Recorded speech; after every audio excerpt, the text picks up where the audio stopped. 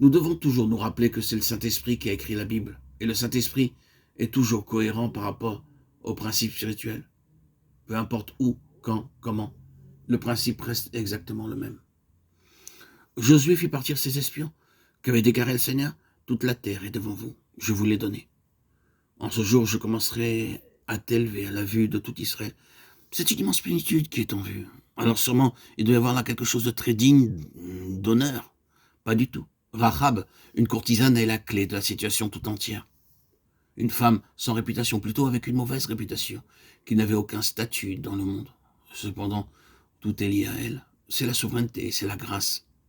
Et vous n'allez pas entrer dans le domaine de la plénitude céleste en dehors de ces deux réalités. Malgré sa stature spirituelle, Josué avait découvert que tout était dépendant d'une femme malfamée. Dieu a des manières étranges de nous humilier. Combien souvent nous cherchons quelque chose de merveilleux, de grand, de glorieux, de noble, quelque chose qui ait de la réputation en relation avec les grandes choses de Dieu. C'est alors que Dieu nous amène bien bas pour accepter une chose qui n'est ni reconnue ni couramment admise. Il nous met dans une position où, si nous voulons la louange, nul ne nous louera. Et si nous voulons quelque chose qui nous donnera de l'influence dans le domaine de l'utilité, cela ne se fera pas. Il n'y a aucune chance d'obtenir quelque chose en suivant cette manière de faire là dans ce monde. Quelle influence cette femme avait dans Jéricho? Pensez-vous que sa parole avait une quelconque valeur? Oh, pas du tout. Elle n'était pas recommandée par les quartiers chics de la ville. Si ce n'est pas issu du ciel, alors rien ne peut le favoriser.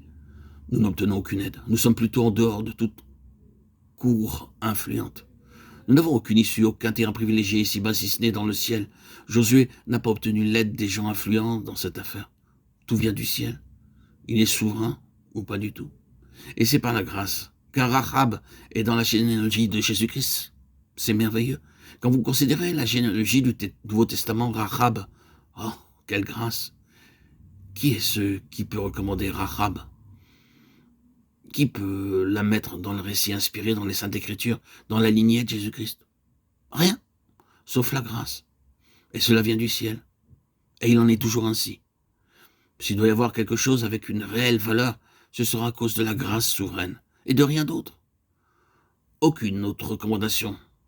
Nous sommes hors de toute cour, de toute influence. Nous n'avons rien pour soutenir nos revendications, rien pour aller de l'avant naturellement. C'est en droite ligne avec le principe de Rahab. Pensons au grand Josué qui a dû parvenir là. Mais c'est sans cesse le principe dans toute la parole de Dieu. Si seulement je pouvais vous montrer encore et encore que c'est ainsi. Nous pensons, oh, pourquoi Dieu semble-t-il progresser dans cette voie au risque de porter tort à ses propres intérêts, au risque de compromettre la réussite de ses desseins, de véritablement le rendre plus difficile. Il pourrait au moins choisir une personne respectable, sans que pour cela elle soit importante ou influente. Non, il prend une personne sans réputation, il va de l'avant, en donnant à cette chose le caractère et la valeur d'un principe. C'est issu du ciel, où ce n'est rien, et moins que rien. Cette femme est la clé de Jéricho, et Jéricho est la clé du pays. C'est la sorte de clé que Dieu utilise.